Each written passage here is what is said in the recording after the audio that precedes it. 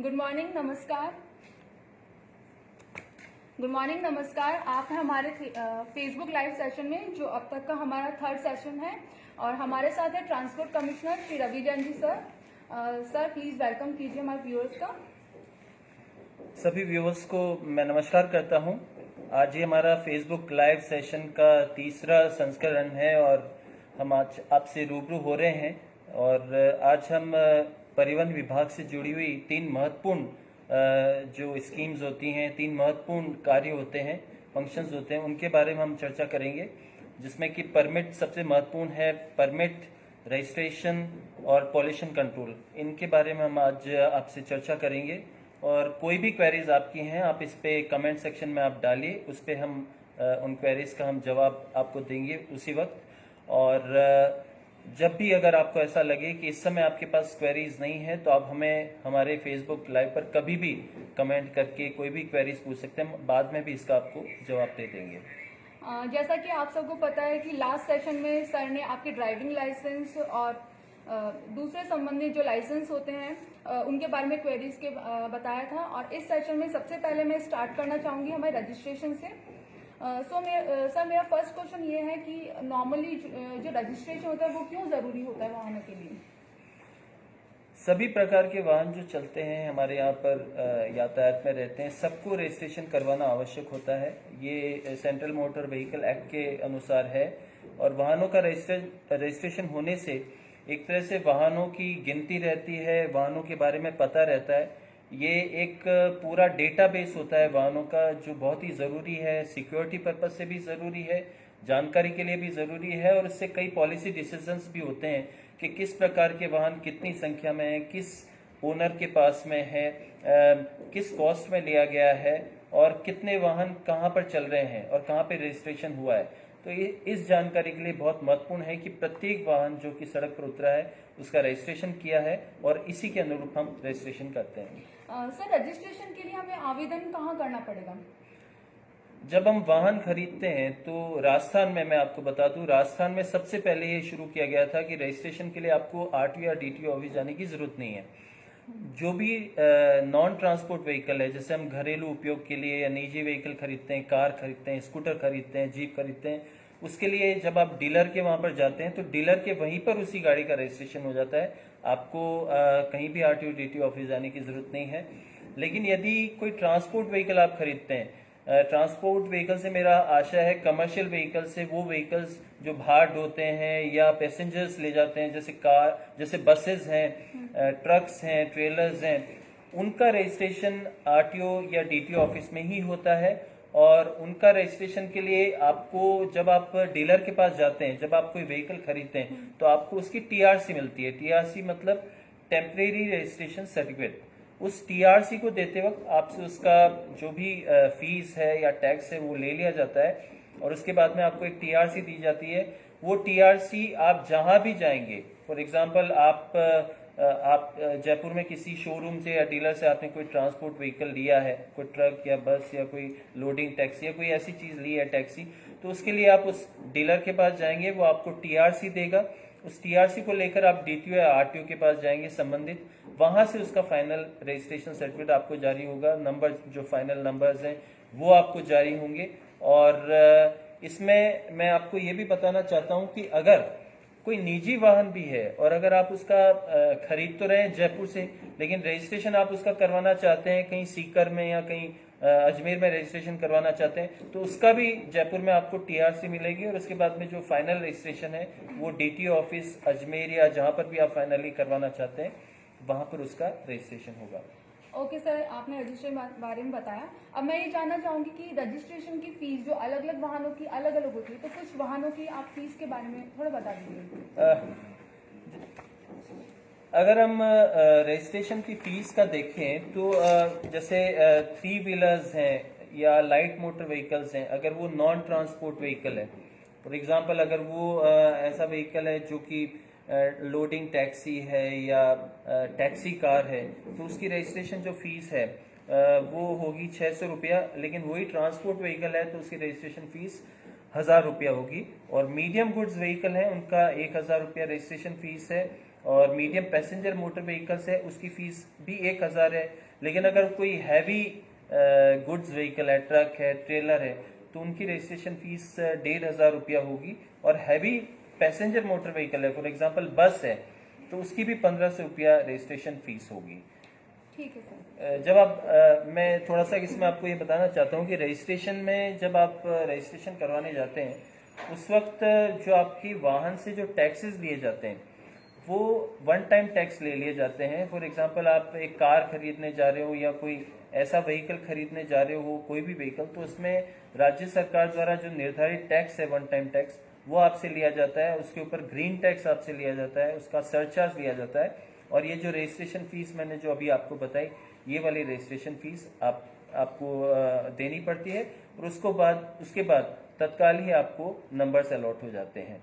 ये जब numbers allot होते हैं, इसका मैं थोड़ा सा बता देना चाहता हूँ। नंबर्स अलॉट होने के बाद में एक स्मार्ट कार्ड आपको दिया जाता है रजिस्ट्रेशन। पहले हम रजिस्ट्रेशन सर्टिफिकेट्स एक कागज के पन्ने पर देते थे, लेकिन अब हम एक स्मार्ट कार्ड देते हैं। एक पॉलीकार्बोनेट कार्ड है जिसके अंदर की चिप लगी हुई होती है, उसमें उसके रजिस्ट्रेशन की सारी डिटेल्स होती हैं। तो ये स्मार्ट कार्ड भी आपको मिलता है, डीटीओ या आरटीओ ऑफिस में बनता है और वापस से आपको डीलर एंड पर ही वो स्मार्ट कार्ड 1 या 2 दिन में मिल जाता है। Okay sir. सर, जो रजिस्ट्रेशन कराया जाता है वो कब तक वैलिड रहता है? क्या उसकी कोई मंथ है, ईयर्स है, कब मतलब इसका है? रजिस्ट्रेशन सामान्यतः 15 साल तक के लिए वैलिड रहता है और उसके बाद में हर 5 साल बाद उसका रिन्यूअल होता है। तो कोई भी वाहन है तो 15 साल तक है। लेकिन इसमें एक क्या चीज है कि जो एनआरसी एरिया है sorry NCR area, national capital region area है, उसमें ये जो रजिस्ट्रेशन है, जो पेट्रोल वाहन है उनका 15 साल तक और जो डीजल वाहन है उनका 10 साल तक ही है। उसके बाद उनका रिन्यूअल नहीं होगा, वो स्क्रैप कर दिए जाएंगे। उसके बाद उनको चलने की अनुमति नहीं है। राजस्थान में भरतपुर और अलवर 2 जिले हैं जो कि एनसीआर में हैं। हाँ सर, मेरा एक क्वेश्चन ये है कि नॉर्मली मैं भी पेपर्स में पढ़ती हूँ और यही आता है कि 15 वर्ष पुराने जो भी वाहन है उनका रजिस्ट्रेशन नहीं होगा, उनको बंद कर दिया जाएगा। तो ये किस प्रकार के वाहन है जिनका मतलब हमेशा चर्चा रहती है न्यूज़पेपर में? हाँ, ये बहुत ज़रूरी है आप सब लोगों के लिए जानने के लिए, और आपने सही सवाल पूछा। और ख़ास तौर से राजस्थान में एनजीटी के ऑर्डर्स के बाद में और इवन सुप्रीम कोर्ट के भी ऑर्डर हैं जिसमें कि राजस्थान की जो 5 नॉन अटेनेबल सिटीज़ हैं, मैं जिले की बात नहीं कर रहा, मैं उन शहरी क्षेत्र की बात कर रहा हूँ जहाँ पर कि 15 साल पुराने कमर्शियल पेट्रोल व्हीकल और 15 साल ही पुराने डीजल कमर्शियल व्हीकल, ये एक तरह से स्क्रैप हो जाएंगे और इनको फेज आउट कर दिया जाएगा। उसके बाद उनको चलने की अनुमति नहीं दी जाएगी। जो ये 5 नॉन अटेनेबल सिटीज़ हैं वो हैं आपकी जयपुर, जोधपुर, कोटा और उदयपुर और एक अलवर। और इनमें 15 साल पुराने डीजल और पेट्रोल कमर्शियल व्हीकल जब फेज आउट हो जाएंगे उसके बाद में हमने लेकिन आपके पास अभी फाइनल 31 मार्च तक का समय है। 31 मार्च हमने लास्ट डेट दे रखी है। 31 मार्च तक अगर आप चाहें तो इन व्हीकल्स का जो कि इन 5 सिटीज में है, इनका रजिस्ट्रेशन किसी अन्य शहर में या किसी अन्य जिले में करवा सकते हैं, ट्रांसफर करवा सकते हैं। तो वहां पर ये 15 साल से ज्यादा उसके बाद में चल सकते हैं। फॉर एग्जांपल जयपुर में है और उसको आपने किसी अन्य स्थान पर, जयपुर शहर के बाहर, भले वो जयपुर जिले में ही कोई अन्य स्थान है, कोटपुतली है या दूध वहाँ करवा लिया, कोई अन्य जिला है जैसलमेर है वहाँ करवा लिया, तो आपको 15 साल के बाद भी उसको चलाने का मौका मिल सकता है। लेकिन जयपुर में मैं आपको ये आगाह करना चाहता हूँ फेसबुक लाइव के माध्यम से भी कि 31 मार्च के बाद इसके बारे में सख्ती भी की जाएगी। और ये बहुत ही स्ट्रिक्ट ऑर्डर हैं पॉल्यूशन से रिलेटेड कि 15 साल से ज़्यादा वाले जो व्हीकल्स हैं, कमर्शियल व्हीकल्स, निजी व्हीकल चल सकते हैं, 15 साल से ज़्यादा वाले कमर्शियल व्हीकल्स अलाउड नहीं है। एक छोटी सी बात बताना चाहता हूँ, जो एनसीआर रीजन की बात मैं कर रहा था, भरतपुर और अलवर की, वहां पर 15 साल से ज्यादा पेट्रोल व्हीकल और 10 साल से ज्यादा डीजल व्हीकल, वो कमर्शियल हो या नॉन कमर्शियल हो, दोनों ही अलाउड नहीं है। सर नॉर्मली ये देखा जाता है कि लोगों को इंटरेस्टिंग वाली जो उनके मन चाहे नंबर प्लेट चाहिए, किसी को डेट ऑफ बर्थ चाहिए, कोई किसी वर्ष लेना चाहता है, तो उसका क्या प्रोसेस होता है नंबर प्लेट लेने का? वैसे तो आप जब रजिस्ट्रेशन करवाते हैं अपनी गाड़ी का, तो जो भी नंबर्स एक के बाद एक रोटेशन से आते जाते हैं वो आपको मिलते जाते हैं। लेकिन अगर आपकी रुचि किसी खास नंबर में है और आपको लगता है कि वो नंबर आपको कोई विशेष अंक आपको चाहिए, 07, 07, 0001, तो इन नंबरों की एक स्पेशल फीस होनी, और उसके बाद में उसका ऑप्शन भी होता है। मेरे ख्याल से इसमें आपको एक फीस जमा करवाने के बाद में एक डेट दी जाती है, सोमवार और बुधवार, आई थिंक 2 दिन है इसमें, जहाँ पर आप ऑनलाइन पोर्टल पर ही ऑप्शन होता है उन नंबरों का, और जो भी ज़्यादा इसकी बोली लगाता है उसको वो नंबर मिलता है। इसकी जानकारी हमारे जो वेबसाइट है, वेब पोर्टल है, उसके ऊपर उपलब्ध है, जिसपे कि आप खास तरह के नंबर जो इच्छुक हैं वो बोली लगाकर अपने नंबर ले सकते हैं। ठीक है। सर मेरा नेक्स्ट क्वेश्चन ये है कि जो डीलर्स होते हैं वो कौन कौन सी श्रेणी के वाहन होते हैं, उनके रजिस्ट्रेशन कराते हैं? डीलर्स बेसिकली, जैसे मैंने भी आपको बताया, सारे नॉन ट्रांसपोर्ट का रजिस्ट्रेशन डीलर एंड पर ही होता है। लेकिन अगर वो ट्रांसपोर्ट व्हीकल है, कमर्शियल व्हीकल है, तो उसका रजिस्ट्रेशन हमारे आरटीओ या डीटीओ के यहीं पर होता है। ठीक है। सर कोई व्यक्ति है जो अपना वाहन ट्रांसफर कराना चाहता है, तो कौन कौन से डॉक्यूमेंट्स या दस्तावेज की आवश्यकता उसे होगी? वाहन ट्रांसफर करने के लिए मुख्यतः उसको आरसी की आवश्यकता होती है, वाहन का इंश्योरेंस वैलिड है उसकी आवश्यकता होती है, उसका पॉल्यूशन सर्टिफिकेट वैलिड है ये देखा जाता है, फॉर्म नंबर 29, 30 और पैन कार्ड और एड्रेस का एक प्रूफ, ये सारी चीज़ें आपको चाहिए। उसके पश्चात आप लोग अपना वाहन ट्रांसफर करवा सकते हैं। क्या सर सभी वाहनों का रजिस्ट्रेशन कराना आवश्यक है? सभी वाहनों का रजिस्ट्रेशन करवाना आवश्यक है, लेकिन कुछ एक पर्टिकुलर भार से ऊपर के कुछ व्हीकल्स हैं, जैसे जो कि एक निश्चित प्रीमाइस में काम आते हैं, उनका रजिस्ट्रेशन करवाना आवश्यक नहीं होता। फॉर एग्जांपल आपने देखा होगा जो बड़ी बड़ी अर्थ मूविंग मशीन्स हैं, जो कि एक बड़े इंजीनियरिंग प्रोजेक्ट में एक निश्चित एरिया के अंदर काम करती हैं, उनका रजिस्ट्रेशन करवाना आवश्यक नहीं होता है। कुछ सवाल हम लोग बाग पूछ रहे हैं कि श्रीमान जी, निवेदन है कि मुख्यालय स्तर पर लोक परिवहन से संबंधित कुछ पत्रावलियां लंबित है, जिन्हें निपटाया जाए। बिल्कुल, लोक परिवहन से संबंधित जो भी पत्रावलियां हैं उनका समय पर निस्तारण किया जाता है, उनके परमिट्स का। और अगर कोई पत्रावली ऐसी पड़ी है जिसमें कि परमिट से संबंधित लोक परिवहन की है, उनको रूल बाउंड तरीके से किया जाएगा। लोक परिवहन का आप सबको पता है, मैं बताना चाहता हूँ कि लोक परिवहन के परमिट्स सन 2015 में जारी किए गए थे, और उस समय ये जो लोक परिवहन के परमिट्स दिए गए थे नेशनलाइज रूट्स पर, जिन रूट्स पर की रोडवेज की बसेस चलती हैं उन पर दिए गए थे, और ये 5 साल के लिए वैलिड थे। और 5 साल के बाद में आपको नई बस परचेज करनी थी, और उसके बाद ही उसके ऊपर परमिट आपका ट्रांसफर हो सकता था। तो और अगर 5 साल से आप पहले ट्रांसफर करवाना चाहते हैं तो वो भी हो सकता था, लेकिन 5 साल बाद जो नया परमिट था उसका उसी शर्त पर दिया जाना था कि आप नई बस परचेज करके उस पर लें। तो इन शर्तों के अधीन हम आपको परमिट का एक्सटेंशन देंगे या परमिट ट्रांसफर करेंगे।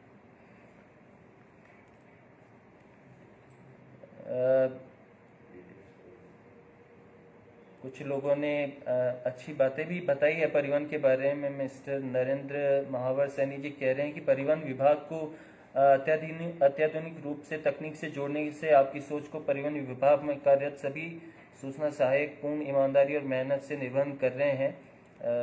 बिल्कुल, मैं ये चाहता हूँ कि परिवहन विभाग में जितनी पारदर्शिता हम ला सकते हैं, और इस पारदर्शिता को लाने का सबसे प्रमुख उपाय यही है कि हम ज़्यादा से ज़्यादा काम को ऑनलाइन करें, तभी हमारे विभाग के कामों में पारदर्शिता आ सकती है। और सभी जो आईएएस हैं यहाँ पर, सभी जो तकनीकी विभाग से जुड़े हुए कर्मचारी अधिकारीगण हैं, उन सबके सहयोग के बिना ये संभव नहीं हो सकता है।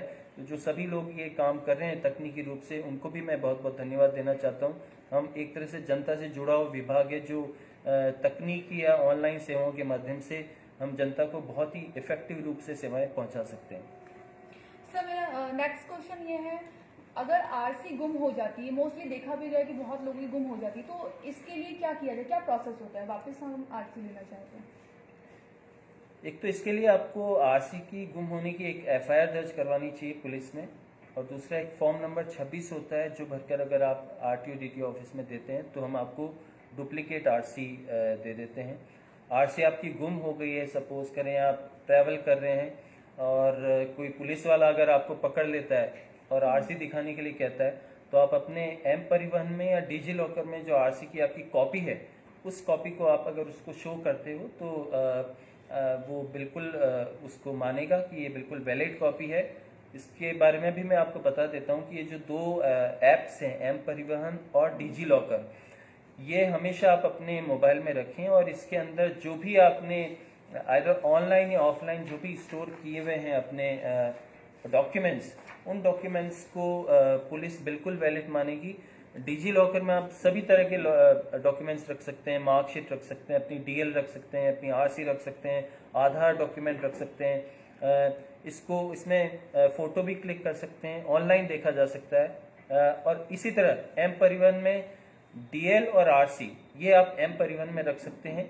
इसमें ऑफलाइन मोड भी है और ऑनलाइन मोड भी है और इसमें आप तरह तरह की जो सेवाएं हैं परिवहन विभाग की एम परिवहन ऐप के माध्यम से ले सकते हैं। इसमें आप टैक्स का पेमेंट भी कर सकते हैं, ई चालान की इंफॉर्मेशन देख सकते हैं कि मेरे खिलाफ कोई अगर चालान पेंडिंग है तो वो कितने का चालान पेंडिंग है, आरसी शेयर का भी ऑप्शन होता है और आपसे जो नियरेस्ट आरटीओ है डीटीओ है उसकी लोकेशन, पॉल्यूशन सेंटर की लोकेशन, ये काफ़ी यूजफुल ऐप है और मैं सभी से ये आग्रह करूंगा कि अपने जो मोबाइल है एंड्रॉयड फ़ोन से उसमें ये ऐप्स रखें। ठीक है सर। सर अभी आपने आरसी की बात करी है, मैं ये जानना चाहूँगी आरसी रिन्यूअल का क्या प्रोसेस होता है? आरसी रिन्यूअल के लिए आपको फॉर्म नंबर 25 भरना होता है और एक निश्चित फीस होती है अलग अलग वाहनों की श्रेणी में 250 या 500 जो भी उस वाहन से संबंधित है उसको पे करने के बाद में आरसी रिन्यूअल होती है। आरसी रिन्यूअल जैसे मैंने आपको बताया शुरुआत में 15 साल के बाद होती है और उसके बाद में प्रत्येक 5 साल बाद आरसी रिन्यूअल होती है।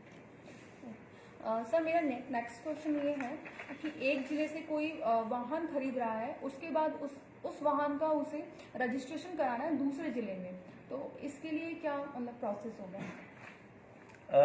अगर आपने वाहन खरीदा है जयपुर से और आपको उसका रजिस्ट्रेशन करवाना है से अजमेर में, तो जब आप डीलर से वाहन खरीदते हैं तो आपको वो एक टीआरसी देगा, टेम्परेरी रजिस्ट्रेशन सर्टिफिकेट, उसको लेकर आप जाओगे Ajmer DTO office RTO office और वहां जाकर उसका परमानेंट रजिस्ट्रेशन हो जाएगा उसको दिखा के।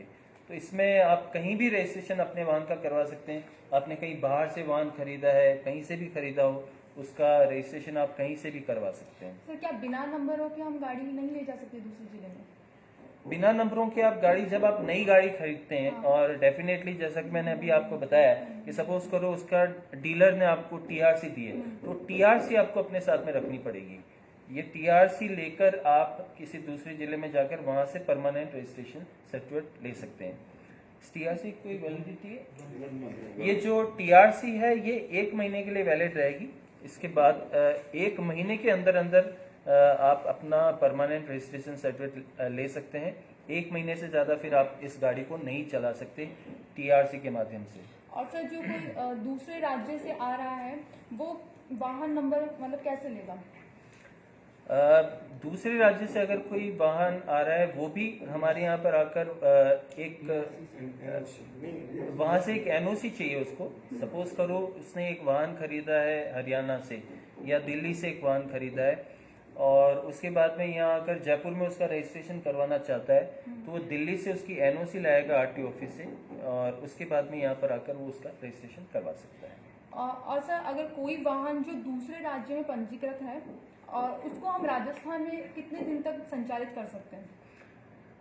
ये कई सारे ऐसे वाहन होते हैं जो अन्य राज्यों के हमारे यहाँ घूमते हैं और अन्य राज्यों के नंबर से हमारे यहाँ पर घूमते हैं, लेकिन अगर वो वाहन खरीद तो लिया गया अन्य राज्य से, किसी भी कारण से खरीदा गया और वहाँ पर टैक्स कम हो या अन्य कारणों से वहाँ से खरीदा गया अगर, लेकिन यहाँ पर वो 30 दिन से ज़्यादा वो अप्लाई नहीं कर सकता। अगर वो 30 दिन से ज़्यादा यहाँ पर अप्लाई करता है, यहाँ पर अगर उसको बराबर चलाते हुए देखा जाता है तो उसका ओटीटी राजस्थान के हिसाब से उसका जमा करवाना आवश्यक होगा और अगर ओटीटी अगर जमा है तो 1 वर्ष तक पुराने नंबर पर चल सकता है। लेकिन अगर उसने जमा नहीं करवाया और 2-3 सालों से यहीं पर दौड़ रहा है और उसका हमारे पास में प्रूफ भी है, यहाँ पर किसी सर्विस सेंटर पर वो सर्विसिंग करा रहा है लगातार उस वाहन का, तो आई थिंक उसके ऊपर पेनल्टी होती है 5 टाइम्स, जो 4 टाइम्स OTT जो है। नहीं, वो 1.5% OTT अच्छा, हर महीने 1.5% उस OTT का जो है, अगर सपोज करो पिछले 3 साल से चल रहा है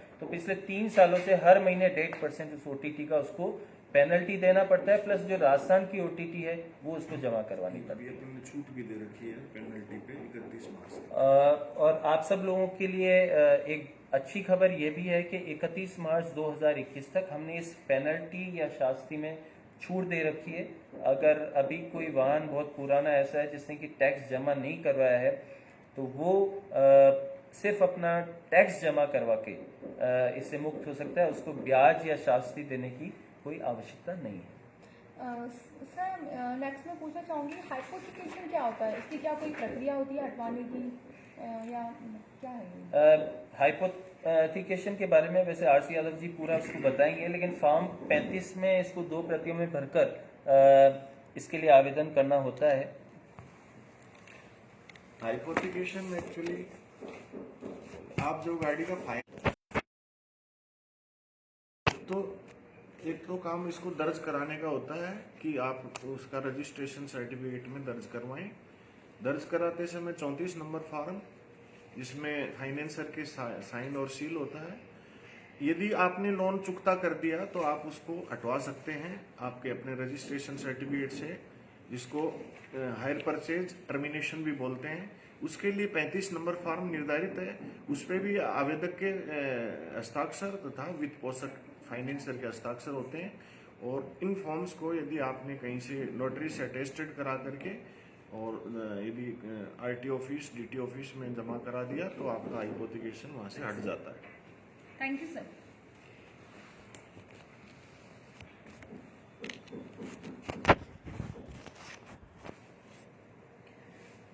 ठीक है सर, नेक्स्ट मैं पूछना चाहूँगी HSRP क्या होता है? HSRP जो कैसे प्राप्त कर सकते हैं, इसके क्या फायदे हैं, क्या नुकसान है? आई थिंक नुकसान तो कुछ नहीं होंगे, फायदे ही होंगे। HSRP का मतलब है high security registration plates. HSRP वो नंबर प्लेट है जो आपके गाड़ी के आगे और पीछे लगती है, और ये HSRP आपको डीलर एंड पर ही मिल जाती है जब आप अपना रजिस्ट्रेशन करवाते हैं तो। और ये बहुत आवश्यक है, और ये माननीय सुप्रीम कोर्ट का भी डिसीजन है कि आप अपनी गाड़ी पर HSRP लगाएं, और उस गाड़ी पर कोई भी दूसरा कहीं से भी बाजार से ऐसी नंबर प्लेट नहीं लगवा लें। ये बहुत आवश्यक है कि उसके ऊपर HSRP प्लेट लगी हो। उसी के चलते अगर वो HSRP प्लेट नहीं है अगर आपके वाहन पर, तो अगर HSRP प्लेट नहीं है तो आपके वाहन को पकड़ भी लिया जा सकता है। तो मैं आपसे सबसे यही आग्रह करूंगा कि जो डीलर है जहां से आप वाहन खरीद रहे हैं वहीं से आप HSRP प्लेट लगवाएं। हाई सिक्योरिटी प्लेट का मतलब ये है कि इसमें एक यूनिक नंबर होता है हर प्लेट पे, और इसके ऊपर एक QR कोडिंग भी होता है, होलोग्राम भी होता है। उसके अभाव में अगर आपकी नंबर प्लेट कहीं से आपने ऐसी फैंसी किसी पेंटर के वहां पर जाकर करवा ली या ऐसे करवा ली तो वो वैलिड नहीं है, काफी भारी जुर्माना भी हो सकता है और आपकी गाड़ी भी जब्त हो सकती है। तो सिक्योरिटी पॉइंट ऑफ व्यू से और पूरे भारत के सभी राज्यों का और सभी शहरों का जो गाड़ियों का डेटा है वो एक प्रकार से सही तरीके से रहे, उसके लिए इस HSRP प्लेट को कंपलसरी किया गया है। सर पुरानी गाड़ियों पर हमने नई गाड़ी ले ली है लेकिन हम चाहते हैं कि नंबर प्लेट उसी पे रहे, तो उसका क्या प्रोसेस होता है नया आवंटित करने की? Retention of number. हाँ, रिटेंशन ऑफ नंबर अगर आप करना चाहते हैं, फॉर एग्जांपल आपके पास में एक पुरानी गाड़ी है जिसका आपने कोई बहुत अच्छा नंबर ले रखा है, या जो नंबर आप समझते हैं आपके लिए लकी है, और आप जब नई गाड़ी खरीदते हैं तो उसमें भी वही नंबर आप रखना चाहते हैं, तो आपको उसकी एक फीस देनी पड़ती है जो कि जिसको कि बोलते हैं रिटेंशन फीस, जो नंबर रिटेंशन फीस है। तो ये एक जो फीस है वो फिक्स्ड है, और वो हमारे यहाँ पर जो वेबसाइट है उस पर भी दे रखी है और हमारे RT ऑफिस में भी दे रखी है। ये 21,000 से लगाकर इवन 1 लाख तक की इसकी फीस होती है कुछ खास नंबरों को लेकर। मैं आप सबको ये बताना चाहता हूँ कि ये एक बहुत अच्छी फैसिलिटी है। कई लोगों को शायद ये पता नहीं भी हो कि क्या मेरे नंबर रिटेन हो सकते हैं क्या, या मेरे को नए नंबर ही मिलेंगे। तो ये एक अच्छी फैसिलिटी है, आप चाहें तो निर्धारित फीस जमा करवा कर आप इसका फायदा ले सकते हैं। ठीक है सर, मेरे रजिस्ट्रेशन के क्वेश्चन तो ऑलमोस्ट कंप्लीट हो चुके हैं। अब मैं चाहती हूँ कि आप जो भी हमारे व्यूअर्स कमेंट आ रहे हैं उनका थोड़ा इनको रिप्लाई कर दें। हाँ, अभी जो मेरे सामने एक भानु प्रताप शर्मा जी का एक प्रश्न है कि सर पैन कार्ड को भरतपुर आरटीओ में डेट ऑफ बर्थ के रूप में मान्य नहीं कर रहे हैं, तो पैन कार्ड पे डेट ऑफ बर्थ है, कौन सा वैलिड है? सेम भी आप लेना। अच्छा, मैं आपको बता देता हूँ, जो सारथी में और वाहन में डेट ऑफ बर्थ के लिए जो वैलिड डॉक्यूमेंट, जिनको कि हम कहते हैं जो वैलिड डॉक्यूमेंट हैं, वो हैं एक तो स्कूल का एजुकेशन सर्टिफिकेट है, ट्रांसफर सर्टिफिकेट है, एक पासपोर्ट है जिसको कि वैलिड डॉक्यूमेंट माना गया एज के लिए, एक बर्थ सर्टिफिकेट जो म्यूनिसिपैलिटी से जो इश्यूड है उसको हम वैलिड मानते हैं, एक LIC का पॉलिसी स्टेटमेंट है, और एक पे स्लिप है जो सेंट्रल स्टेट गवर्नमेंट की। इन प्रूफ को हम डेट ऑफ बर्थ या एज प्रूफ के लिए मानते हैं। तो आई थिंक पैन कार्ड हमारे लिए यहाँ पर it may be A proof of identity of yourself, लेकिन डेट ऑफ बर्थ के लिए पैन कार्ड जो भरतपुर आरटीओ में इसको मान्य नहीं कर रहे हैं, वो सही कर रहे हैं, वो मान्य नहीं है। सर प्लीज MVSI वैकेंसी के बारे में बताओ। मैं हर बार बता चुका हूँ, और हर बार जो हमारा सेशन हो रहा है हम उसमें और आगे बढ़ते जा रहे हैं। जैसे अभी ये कैबिनेट में पुटअप होने के लिए अब चला गया है, और जो भी नेक्स्ट कैबिनेट है उसमें 100% ये हो जाएगा। उसके बाद में नोटिफिकेशन इश्यू होने वाला है इसका। एक प्रश्न पूछा है मिस्टर दीपक मुदगल ने कि मेरा निवेदन है कि एक तरफ आप स्लीपर बसों का परमिट 12 वर्ष करने जा रहे हैं, दूसरी तरफ जो राजस्थान लोक परिवहन की बसेज हैं उस पर 500 करोड़ रुपए का राजस्व दे रही है। इनके पास ना कोई स्टैंड है ना कोई सुविधा है, परंतु इनके लिए भी 12 वर्ष परमिट क्यों नहीं? Please reply sir. तो 12 वर्ष का परमिट तो हम नहीं देते हैं, मोस्टली तो हम 8 वर्ष का ही परमिट देते हैं। इवन रोडवेज की बसेज का भी 8 वर्ष का परमिट है। लोक परिवहन विभाग की भी जो बसेस चल रही हैं जिनको कि हमने 5 साल का परमिट दिया था 2015 में, 2016 में, 15 में, उनकी भी बहुत ज़्यादा डिमांड आ रही है कि इनके परमिट को भी 3 साल और रोडवेज की बसेस की तरह एक्सटेंड कर दिया जाए, 8 साल कर दिया जाए। तो इसका प्रोसेस अभी चल रहा है। तो हम देखते हैं कि ये जहाँ निर्धारित स्तर है वहाँ से अगर यस होता है तो इसका हो सकता है, लेकिन राइट नाउ लोक परिवहन का जो परमिट है ड्यूरेशन वो 5 साल ही है। ये लास्ट है। एक मिनट। आदरणीय जैन साहब, आप अपने विभाग में डेकोय ऑपरेशन करने की मंशा रखते हैं। ये डेकोय ऑपरेशन हम बराबर करते रहते हैं, किसी व्यक्ति को भेज के किस तरह से वहाँ पर व्यवस्थाएं चल रही है और उनसे हम जानकारी लेते रहते हैं, और इसके ऊपर कार्रवाई भी हम करते रहते हैं। इस तरह की मॉनिटरिंग के लिए बहुत आवश्यक है।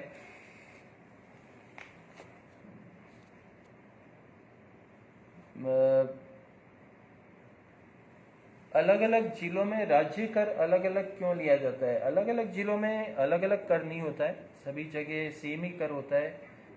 कोई मोटर व्हीकल टैक्स अलग अलग नहीं होता है। कल की कैबिनेट मीटिंग में MS या MVSI की वैकेंसी कल की कैबिनेट मीटिंग में नहीं हुआ था ये।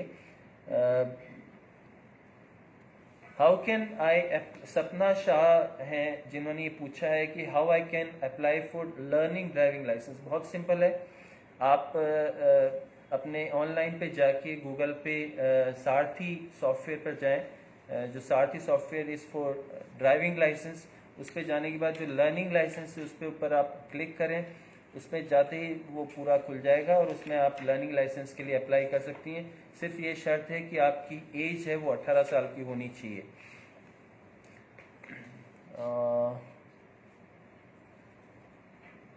ठीक है sir, thank you sir comments का रिप्लाई करने के लिए। आप रजिस्ट्रेशन का सर ने बहुत सारे आपके क्वेश्चंस का भी रिप्लाई कर दिया, मेरे क्वेश्चंस का भी बहुत सारे रिप्लाई कर दिया है। मैं चाहती हूँ सर आप परमिट जो है हमारा जो सेकंड टॉपिक है उसके बारे में थोड़ी क्वेरीज है उसको बताएं। सर मेरा फर्स्ट क्वेश्चन ये है कि परमिट जो होता है वो किन वाहनों के लिए आवश्यक है, क्या किसी धारा के अंतर्गत आता है या कोई एक्ट के तहत है ये? सभी प्रकार के जो ट्रांसपोर्ट व्हीकल्स हैं, कमर्शियल व्हीकल्स हैं, उनके लिए परमिट की आवश्यकता होती है। और ये सेक्शन 66 है जो CMVR का उसके अंतर्गत मोटर व्हीकल एक्ट का, उसमें आवश्यक रहता है। आपके जो निजी व्हीकल्स हैं, घर के अंदर जो कार है, जीप है, उसके लिए आपको परमिट लेने की आवश्यकता नहीं है। लेकिन अगर कार, टैक्सी है, बस है, ट्रक है, उनके लिए आपको परमिट लेने की आवश्यकता होती है। सर कितने प्रकार के होते हैं परमिट? मोटे तौर पर तो परमिट अगर देखें तो दो तरह के होते हैं, टेम्परेरी परमिट और परमानेंट परमिट। और अगर इनको आगे हम डिवाइड करें तो यात्री वाहनों के अलग परमिट होते हैं, भार वाहनों के अलग परमिट होते हैं। यात्री वाहनों में भी अगर हम डिवाइड करें तो स्टेज कैरियज के परमिट होते हैं। स्टेज कैरियज में हम नगरीय है, उपनगरीय है, सबअर्बन जिसको कि बोलते हैं, रूरल परमिट्स हैं या अदर रूट्स हैं, उनके परमिट होते हैं। लोक वाहन, लोक परिवहन जिनको कि हमने नेशनलाइज रूट्स दिए हैं रोडवेज वाले, उनके परमिट्स अलग से होते हैं। और एक प्राइवेट सर्विस व्हीकल्स परमिट होते हैं। ये वो व्हीकल हैं जो कि आपकी कोई फैक्ट्री है या आपका कोई संस्थान है, उसके ही एम्प्लॉयज को लाने ले जाने के लिए जो वाहन चाहिए, उनके परमिट्स को हम प्राइवेट सर्विस व्हीकल्स बोलते हैं। इसके अलावा पहला मैंने आपको बताया था स्टेज कैरिज, सेकंड होता है कॉन्ट्रैक्ट कैरिज। तो कॉन्ट्रैक्ट कैरिज में होल राजस्थान का परमिट होगा या एक राजस्व डिवीजन का भी परमिट होता है और दूसरा ऑल इंडिया टूरिस्ट परमिट होता है। और भारवाहन अगर श्रेणी में हम जाते हैं तो भारवाहन की श्रेणी में ऑल राजस्थान का गुड्स परमिट हो सकता है, नेशनल परमिट हो सकता है, 2 या 4 राज्यों का जो आपसी परमिट भी हो सकता है। कुल मिलाकर हर श्रेणी के वाहन की अलग अलग कैटेगरीज के परमिट्स होते हैं। सर क्या कुछ इस प्रकार के वाहन ट्रांसपोर्ट भी होते हैं जिनको परमिट की आवश्यकता नहीं होती है? ट्रांसपोर्ट व्हीकल्स में सबको परमिट की आवश्यकता होती है, बिना परमिट के वो नहीं घूम सकते हैं। 3000 कुछ एटलीस्ट 3000 kg से जो कम होते हैं, फॉर एग्जांपल छोटी सी कैब्स हैं या ऐसे भार वाहन है जो शहर के अंदर ही लोडिंग टैक्सी लेकर या चलते हैं, उनको परमिट की आवश्यकता नहीं होती। इसकी एक लिमिट है 3000, उसका जो ग्रॉस व्हीकल वेट है, उससे कम के जो व्हीकल्स हैं उनको परमिट की आवश्यकता नहीं होती है। सर परमिट की वैलिडिटी कितनी होती है? एक परमिट जो है वो 5 साल तक वैलिड रहता है। सर लोक परिवहन सेवा परमिट क्या है? ये किस तरह से बसों के परमिट से मतलब किस प्रकार भिन्न है? लोक परिवहन सेवाएं राजस्थान में 2015 में शुरू हुई थी। ये देखा गया था कि जो नेशनलाइज रूट्स हैं उस पे रोडवेज की बसेस के साथ साथ कुछ ऐसी वाहन भी चाहिए, क्योंकि वो रूट्स काफ़ी बिजी थे, तो कुछ प्राइवेट व्हीकल्स को उन रूट्स पे चलने की अनुमति दी गई थी, परमिट दिए थे, और इन्हीं को लोक परिवहन सेवाएं बोला गया था। इन प्राइवेट व्हीकल्स को इन नेशनलाइज रूट्स पर चलने के लिए 5 साल के लिए परमिट दिया गया था। और 5 साल बाद ये शर्त थी कि अगर वो नया वाहन लगाते हैं वापस से, तो उसके बाद उस परमिट्स को फिर से एक्सटेंशन किया जाएगा। तो ये लोक परिवहन एक तरह से जो हमारी रोडवेज की बसेस हैं, इनके समांतर जो प्राइवेट बसेस चल रही हैं वो हैं। और इनके लिए मॉडल जो कंडीशन है वो 2 कैलेंडर वर्ष रखी गई है, इससे पुरानी नहीं होनी चाहिए।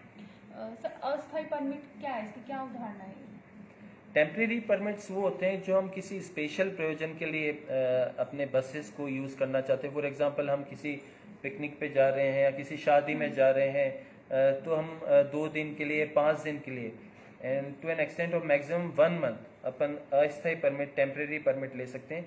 इसके लिए आप आवेदन करने पर आपको परमिट तुरंत ही मिल जाता है। ऑनलाइन आवेदन होता है। और मैं आपको चूंकि परमिट की बात चली तो मैं बताना चाहूँगा कि अब से परमिट्स हम ऑनलाइन आने वाले कुछ ही दिनों में ऑनलाइन परमिट आपको इश्यू करने वाले हैं, जिसमें आपको घर बैठे एक एप्लीकेशन देनी होगी। उस एप्लीकेशन में आपको कोई भी परमिट की कैटेगरी डालनी होगी, होल राजस्थान परमिट या स्टेज कैरेज का परमिट या नगरीय परमिट या टेम्परेरी परमिट, उसको डालकर आप उसको हमको सबमिट कर देंगे।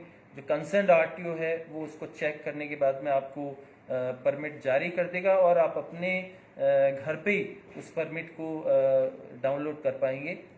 मैं सोचता हूँ जाने की जरूरत नहीं पड़ेगी। बिल्कुल, उसके लिए आपको आरटीओ ऑफिस जाने की आवश्यकता नहीं घर पड़ेगी। बैठे हमारा जो परमिट घर बैठे काम हो जाएगा। और ये एक तरह से रेवोल्यूशन है, एक बहुत बड़ा काम है, क्योंकि परमिट के लिए मैंने ये देखा है कि इस डिपार्टमेंट में कई बार बहुत चक्कर काटने पड़ते हैं और इससे परेशानी भी रहती है लोगों को, उन चक्करों से और उस परेशानी से। कोरोना का जो टाइम चल रहा है उसमें बिल्कुल। बहुत ज्यादा बेनिफिशियल। बिल्कुल बिल्कुल, कोरोना के समय कई लोग ज़्यादा जाना भी नहीं चाहते हैं ऑफिस में या भीड़ भाड़ में, घर बैठे आपका काम हो जाएगा। Okay sir. Sir next question मेरा ये है कि परमिट का रिन्यूअल कब होता है और कैसे होता है?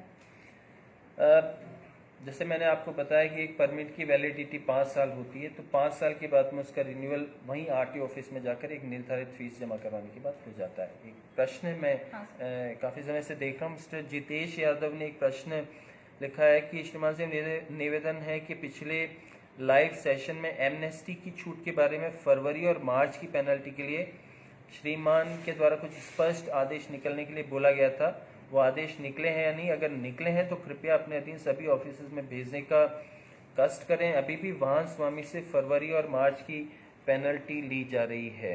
ये हमने स्पष्ट आदेश ऑलरेडी जारी कर ही दिए हैं, सभी को मिल भी गए हैं, मेल कर दिया गया है। एक मिनट। अब बता दो इसके बारे में कंफ्यूजन है कुछ। ये सारे कंफ्यूजन हमने एक फ्रेश ऑर्डर निकाल करके और आज से 4-5 दिन पहले निकाल करके सबको मेल कर दिया और इवन मेरी डीटीओज ऑफिसेज में बात हो गई है और वहाँ आज की तारीख में कोई कंफ्यूजन नहीं है। यदि कोई फिर भी आपसे कोई इस तरह की बात करते हैं तो आप उसको बाई टेलीफोन हमसे भी बात कर सकते हैं, संबंधित आरटीओ डीटीओ से बात करते हैं, उसमें पूर्णतः स्पष्टता प्रदान कर दी गई। कहीं कोई एक पॉइंट भी ऐसा नहीं छोड़ा गया है कि जिसमें स्पष्टता का अभाव हो। थैंक यू सर क्वेश्चन का रिप्लाई करने के लिए। ठीक है सर, नेक्स्ट क्वेश्चन मेरा ये है कि जो परमिट होता है क्या हम उसका हस्तांतरण भी कर सकते हैं? बिल्कुल, हम परमिट को किसी दूसरे ओनर को हस्तांतरित कर सकते हैं। निर्धारित कंडीशंस होती हैं, उसको पूरा करने के बाद में आपका परमिट किसी दूसरे बस पर भी हस्तांतरित हो सकता है और उसी बस पे दूसरे ओनर को भी हस्तांतरित हो सकता है। सर परमिट का निलंबन और निरस्तीकरण जो होता है वो कैसे होता है? जब आप परमिट की शर्तों को पूरा नहीं करते हो, परमिट में बहुत सारी शर्तें होती है। परमिट में होता है आपको इस रूट से इस रूट के बीच में चलना है, आपको समय भी दिया जाता है कि इस समय पर आपको वाहन चलाना है, एक पर्टिकुलर एरिया दिया जाता है कि राजस्थान का ही परमिट है तो राजस्थान के अंदर ही चलाना है या कुछ संभाग का परमिट है।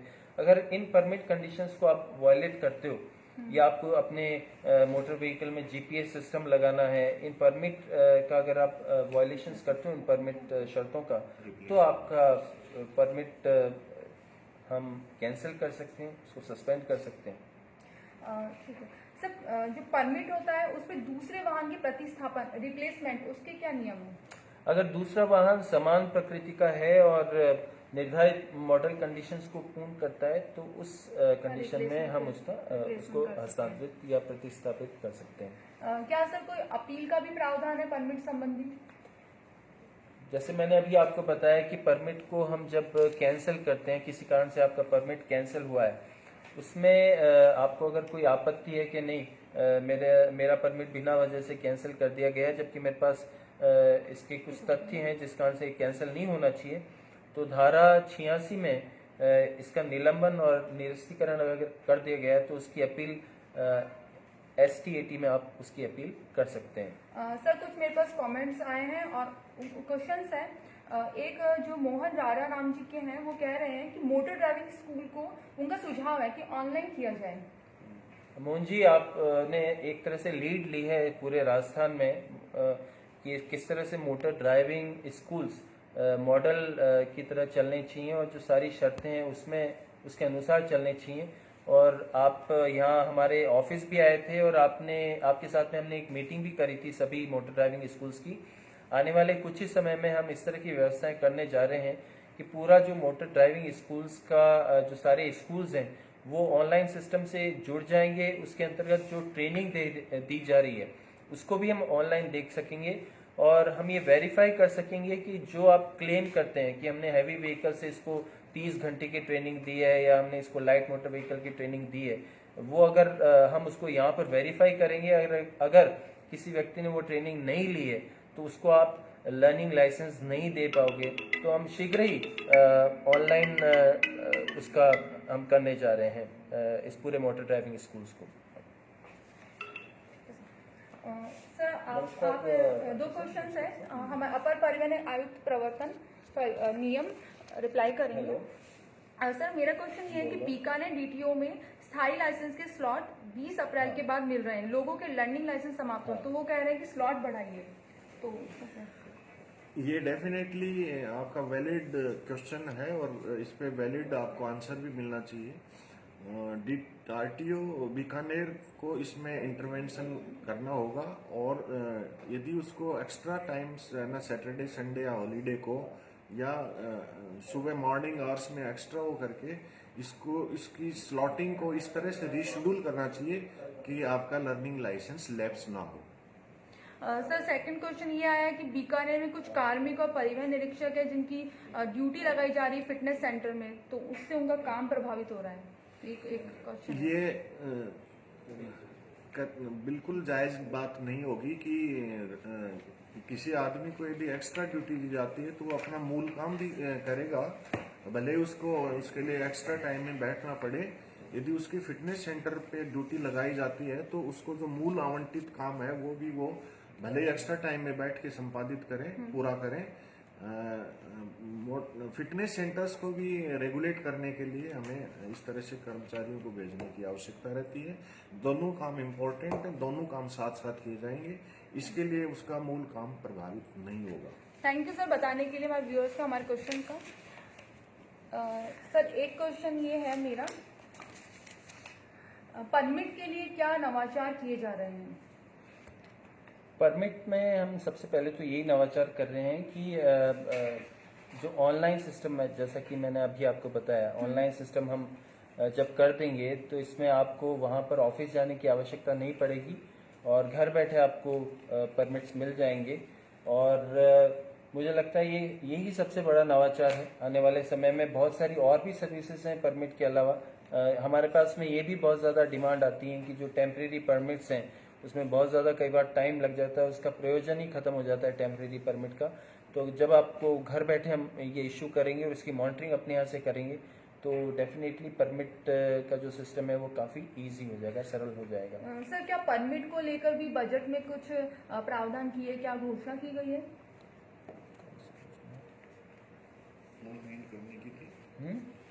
परमिट को डेफिनेटली परमिट सिस्टम को ऑनलाइन किए जाने की घोषणा अपने बजट में की गई है और मेरा ये मानना है कि इस तरह के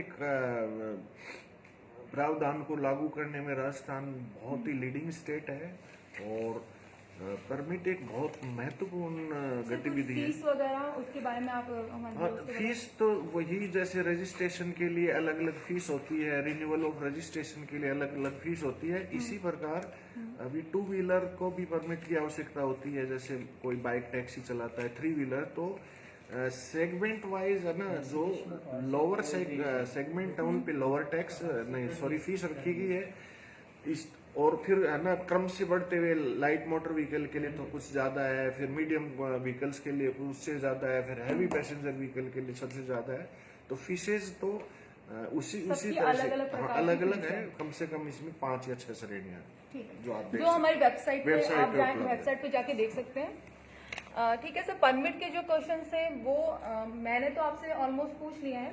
नेक्स्ट जो अब हमारा थर्ड टॉपिक है जो कि हमारे लाइव सेशन का पीयूसी जो कि प्रदूषण नियंत्रण का है, जो बहुत इंपॉर्टेंट टॉपिक भी है आज को देखते हुए क्योंकि प्रदूषण बहुत ज्यादा फैल रहा है। सर मेरा फर्स्ट क्वेश्चन ये है कि भारत सरकार भी नॉर्मली मैंने देखा है कि BS6, BS4 इस तरह के जो वाहन होते हैं वो करते हैं, तो ये क्या चीज है BS4, BS6, ये बताइए।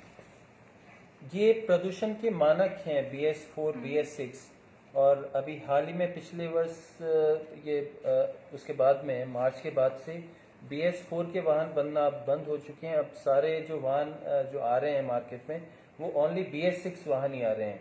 खासतौर से जो ये अपने जो ये कार्स हैं, जीप्स हैं, बसेस हैं, ये सभी BS6 व्हीकल्स आएंगे।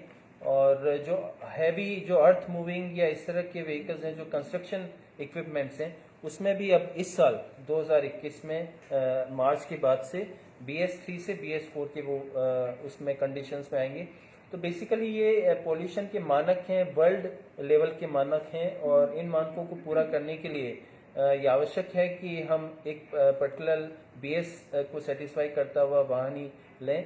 तो BS4 के व्हीकल्स जो कि रजिस्ट्रेशन जिनका कि नहीं हो पाया था मार्च तक, उसके बारे में भी एक क्वेरी मैं जस्ट अभी पढ़ ही रहा था कि क्या उनका रजिस्ट्रेशन, मिस्टर शौकत मेहर ने एक प्रश्न पूछा है कि गाड़ी BS4 वाहन पे अपडेटेड नहीं है तो रजिस्ट्रेशन कैसे होगी। तो अनफॉर्चुनेटली अगर वाहन पे वो अपडेटेड नहीं है तो उसका रजिस्ट्रेशन नहीं हो पाएगा, और वो एक तरह से वाहन बिना रजिस्ट्रेशन के ही रहेगा। ठीक है सर, BS4 और BS6 के लिए जो क्या कुछ अवधि होती है कि इतने साल तक वैलिड रहेंगे या कुछ इस प्रकार का? जो पॉल्यूशन इसका जो सर्टिफिकेट होता है BS4 व्हीकल्स का, वो हर आपको एक साल में आपको लेना होता है। लेकिन अगर वो 2017 से पहले का कोई व्हीकल है, BS4 से पहले का व्हीकल है, तो आपको उसका जो पॉल्यूशन सर्टिफिकेट है वो प्रत्येक 6 महीने में आपको पॉल्यूशन उसका सर्टिफिकेट लेना पड़ेगा। हमारे पूरे राजस्थान में करीब 1822 ऐसे पॉल्यूशन कंट्रोल के को सर्टिफिकेट देने वाले हमारे पास में यूनिट्स हैं। उसमें से कुछ मोबाइल वैन यूनिट्स हैं, और कुछ पेट्रोल पंप के ऊपर ही, और कुछ फिटनेस सेंटर्स के ऊपर ही, और कुछ वाहन के जो डीलर्स हैं वहाँ पर भी पॉल्यूशन चेक करने के सेंटर्स हैं। तो मेरा आप सबसे यही आग्रह है कि अपने वाहन जो भी हैं आपके पास में, अगर वो 2017 से पहले का वाहन है तो उसको प्रत्येक 6 महीने में आप उस वाहन की पॉल्यूशन चेक करवाएं, और अगर वो 2017 के बाद का वाहन है तो प्रत्येक वर्ष उसका पॉल्यूशन सर्टिफिकेट आप लें। उसके अभाव में आपके वाहन पर अगर हमने उस वाहन को पकड़ लिया तो उसके ऊपर बहुत भारी जुर्माना होगा, और इसके लिए आप किसी भी नज़दीकी पॉल्यूशन कंट्रोल सेंटर पे जा सकते हैं। सर, प्रदूषण जांच कराने की क्या कोई प्रक्रिया होती है कुछ? जब आप अपना प्रदूषण व्हीकल का प्रदूषण जांच करवाने के लिए किसी मोबाइल सेंटर पर या पेट्रोल पंप पर जाते हैं, जो हमारे PUC यूनिट्स हैं, उनके वहाँ पर आपकी जो पूरी प्रक्रिया वो ऑनलाइन प्रक्रिया है। उसके अंतर्गत आप अपने जो निर्धारित फीस है, 2 व्हीलर के लिए अलग होती है, 4 व्हीलर के लिए अलग होती है, डीजल व्हीकल के लिए अलग होती है, पेट्रोल व्हीकल के लिए अलग होती है। वो जो आप अगर निर्धारित फीस उसको देते हैं और पंजीयन प्रमाण पत्र जो आप उसमें फीड कर देते हैं उसमें ऑनलाइन, उसके बाद में वो बहुत ही ऑटोमेटेड कंप्यूटराइज्ड मशीन से उसका पॉल्यूशन चेक करता है, और अगर प्रदूषण का मानक स्तर उसके अंदर एक निर्धारित लेवल से ज़्यादा है तो उसका पॉल्यूशन सर्टिफिकेट उसको नहीं दिया जाता है, और वो 7 दिवस बाद वापस आकर अपना प्रदूषण वापस से चेक करवा सकता है।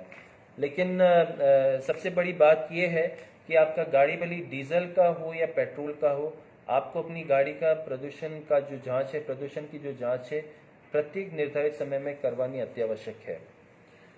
ठीक है सर, आपने मुझे ये बताया प्रदूषण जांच केंद्र। मैं ये पूछना चाहूँगी कि प्रदूषण जांच केंद्र जो है कौन कौन खोल सकते हैं? क्या कोई व्यक्ति या फिर एजेंसी या? इसमें जो प्रदूषण जांच केंद्र के लिए जो प्राधिकार पत्र मिलता है उसके लिए कुछ शर्तें होती हैं। कोई भी व्यक्ति जो होता है कि जिसमें कोई पेट्रोल पंप है या कोई अधिकृत वाहन डीलर है या वाहन निर्माता कंपनी की अधिकृत वर्कशॉप है, और या फिर फिटनेस सेंटर्स हैं, या कोई ऐसा व्यक्ति जिसने कि डिप्लोमा कर रखा है ITI में या 10th पास है, वो अपने कुछ उसने ये प्रदूषण जांच करने की मशीन अगर खरीद रखी है और उसको वो प्रेजेंट करता है कि उसको एक पॉल्यूशन कंट्रोल सेंटर चलाना है, तो हमारे यहाँ पर निर्धारित फीस जमा करवाकर पॉल्यूशन कंट्रोल सेंटर को चला सकता है। सर, प्रदूषण जांच केंद्र के जो प्राधिकार पत्र होते हैं उसको निर्धारित कोई प्रक्रिया होती है उसको प्राप्त करने के लिए? बिल्कुल, इसमें हमारे यहाँ पर वो जो व्यक्ति है वो सबसे पहले आवेदन प्रस्तुत करता है, और उसमें वो प्रस्तुत करते समय ये बताएगा कि उसको डीजल के व्हीकल चेक करने के लिए लगाना है या पेट्रोल के लिए, या दोनों व्हीकल्स चेक करने के लिए लगाना है। और अगर कोई पेट्रोल पंप हमको ये आवेदन कर रहा है तो इस स्थिति में हम उसका जो भी प्रमाण पत्र है जो कंपनी द्वारा जारी किया गया है उस पेट्रोल पंप को, या कोई वाहन निर्माता कंपनी है उसको जो प्रमाण पत्र जारी किया गया है उसको, और जो उसने अपने यहाँ पर यूनिट लगाई है प्रदूषण चेक करने की, उसका सर्टिफिकेट हम उससे लेंगे, और उसके बाद में हम उसको एक प्रमाण पत्र के आधार पर हम उसको सर्टिफिकेट देंगे कि वो लोगों के प्रदूषण चेक कर सकता है वाहनों के। सर इसकी समयावधि कितनी होती है प्राधिकार पत्र को प्राप्त करने के लिए? ये प्राधिकार पत्र के लिए 5,000 रुपए की फीस देनी पड़ती है और फीस के बाद में उसको 30 दिन से पहले उसको प्रस्तुत कर देना पड़ता है। उसी में मतलब रिन्यूअल हाँ। वैसे ही हो जाता है वो। ठीक है सर। इसकी समयावधि जो वो प्रदूषण जांच केंद्र के लिए जो उसको जारी करते हैं हम सर्टिफिकेट, वो 2 वर्ष के लिए, जो प्राधिकार पत्र हम जारी करते हैं वो 2 वर्ष के लिए वैलिड रहता है। और सर जो प्रदूषण प्रमाण पत्र होता है वो कितनी अवधि के लिए जारी किया जाता है? जैसा कि मैंने आपको बताया, प्रदूषण प्रमाण पत्र है वो BS, अगर वो 2017 से पूर्व का व्हीकल है तो उसको हम 6 महीने में जारी करते हैं। 6 महीने पश्चात उसको लेना पड़ता है। और अगर वो 2017 के बाद का व्हीकल है, BS4 है या BS6 है, तो उसको हर वर्ष अपना प्रदूषण प्रमाण पत्र जारी करवाना पड़ता है। तो कुछ कमेंट्स आ रहे हैं।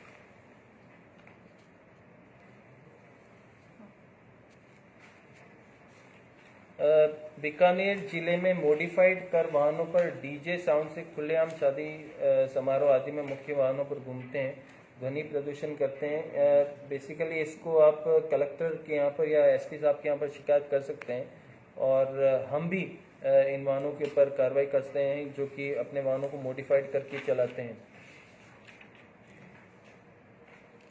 प्रदूषण जांच एजेंसी सरकारी होती है या नियुक्त जांच एजेंसी होती है? इसमें जांच एजेंसी वही होती है जिसको हम प्राधिकार पत्र देते हैं, वही व्यक्ति इसकी जांच करता है और उसके ऊपर साइन करके आपको प्रदूषण का प्रमाण पत्र देता है PUC का।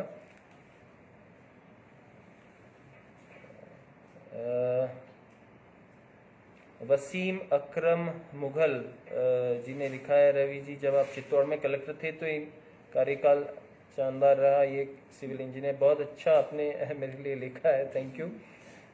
सर जी हमारी परिवहन उप निरीक्षक की भर्ती, जो कि मैं जवाब आपको दे चुका हूँ।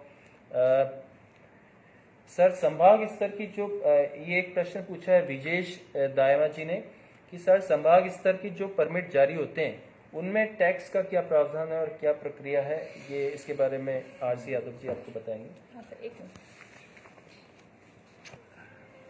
इस वर्ष के बजट में ये हमने घोषणा करवाई है मुख्यमंत्री जी से कि जो कॉन्ट्रैक्ट कैरीज परमिट हैं, जिनको पहले पूरा ऑल राजस्थान परमिट ही लेना पड़ता था, उसका एक और कैटेगरी बना करके और उसको ये एरिया लिमिटेशन किया गया कि जो डिवीजन लेवल का ही परमिट लेना चाहिए। सपोज करो आप उदयपुर डिवीजन का परमिट लेते हैं तो उदयपुर डिवीजन में आने वाले जिलों में आप उस परमिट का उपयोग कर सकते हैं। इसके लिए जो रेगुलर जो ऑल राजस्थान कॉन्ट्रैक्ट कैरीज का जो टैक्स है उससे आधा टैक्स लिया जाएगा, ये प्रावधान इस बजट में किया गया है। थैंक यू सर क्वेश्चन का रिप्लाई करने के लिए। सर नेक्स्ट क्वेश्चन मेरा ये है कि प्रदूषण नियंत्रण जो प्रमाण पत्र है उसको प्राप्त करने के लिए क्या निर्धारित दरें वगैरह होंगी कुछ, वो कौन जी कौन हाँ, सी जो हैं? प्रदूषण नियंत्रण के लिए जब आप अपनी गाड़ी की जांच के लिए, व्हीकल के लिए जब आप जाते हैं तो निर्धारित दरें हैं। और मैं आपको ये भी इसके माध्यम से बताना चाहता हूँ कि आप नोट कर लें, कई बार मैंने ये देखा है कि निर्धारित दरों से ज़्यादा दरें भी वसूल ली जाती हैं। तो जो पेट्रोल चलित 2 पहिया वाहन है उसके लिए 50 रुपये निर्धारित हैं। जो 3 व्हीलर्स हैं पेट्रोल से, LPG से या CNG से जो चलते हैं उनके लिए 70 रुपये का है। जो 4 पहिया वाहन है जैसे कार है, आपकी जीप्स हैं जो पेट्रोल या LPG पे चलती हैं, CNG पे चलती हैं, उनका भी 70 रुपया है। लेकिन डीजल जो भी वाहन है, भले वो 4 पहिया वाहन हो या बड़े वाहन हो या कमर्शियल हो, उनके लिए जो फीस है वो 100 रुपया है। ठीक है सर, नेक्स्ट मेरा क्वेश्चन ये है जो कि आम जन भी पूछना चाहेगा कि कोई वाहन है जो प्रदूषण जांच में फेल हो जाता है तो क्या कार्रवाई होगी और उसको दोबारा अगर जांच करानी तो वो कब आए? एक बार उसमें फेल होने के बाद में उसको रिजेक्ट कर दिया जाता है, उसको स्लिप दे दी जाती है रिजेक्शन की, और उसके बाद वो वापस 7 दिन के पश्चात आकर अपने वाहन को ठीक करवा कर, उसके वाहन में अगर कोई इंजन में फेलियर है या कुछ गड़बड़ है तो उसको ठीक करवा के वापस वो उसकी जांच करवा सकता है। सर क्या कुछ इस तरह के प्रदूषण जांच केंद्र भी हैं जिनको संचालित करने से छूट प्रदान की गई है? किन किन की गई है? कुछ ऐसे हैं जिनको प्रदूषण जांच केंद्र का प्राधिकार पत्र लेना अनिवार्य नहीं है। फॉर एग्जांपल जो कृषि के ट्रैक्टर्स हैं या पावर टीलर्स हैं, कंबाइन हार्वेस्टर हैं, लोडर्स हैं, क्रेन्स हैं, कॉम्पैक्टर्स हैं, एक्सकेवेटर्स हैं, इनके ऊपर प्रदूषण नियंत्रण प्रमाण पत्र के संबंध में जो ट्रैम या सीवी स्टैंडर्ड्स लागू हैं, उनको इन जो हमारे पास जो पॉइंट्स हैं प्रदूषण केंद्र से, वहां से प्रमाण पत्र लेने की आवश्यकता नहीं है। सर एक क्वेश्चन लास्ट में पूछना चाहूंगी कि कोई व्यक्ति है जिसका पीयूसी का सर्टिफिकेट खो गया है, तो वो उसे पुनः कैसे प्राप्त करेगा? पीयूसी का सर्टिफिकेट गुम होने पर आप एक CPUCC ऐप है, इस ऐप के माध्यम से प्रदूषण प्रमाण पत्र संख्या जो आपकी थी उसको डालने से, या वाहन संख्या, अपने वाहन का जो रजिस्ट्रेशन नंबर है उसको डालने पर आपको वो पुनः आपको प्राप्त हो जाता है और आप अपने ऐप से उसको अपने घर बैठे उसको डाउनलोड भी कर सकते हैं। ठीक है सर, पॉल्यूशन के बारे में आपने बहुत सारे क्वेश्चंस का रिप्लाई कर दिया और हमारा समय जो है 11 से 12 का वो भी ऑलमोस्ट कंप्लीट हो रहा है। तो सर मैं चाहूंगी आप हमारे व्यूअर्स की जो भी कमेंट है उनका रिप्लाई कर दीजिए।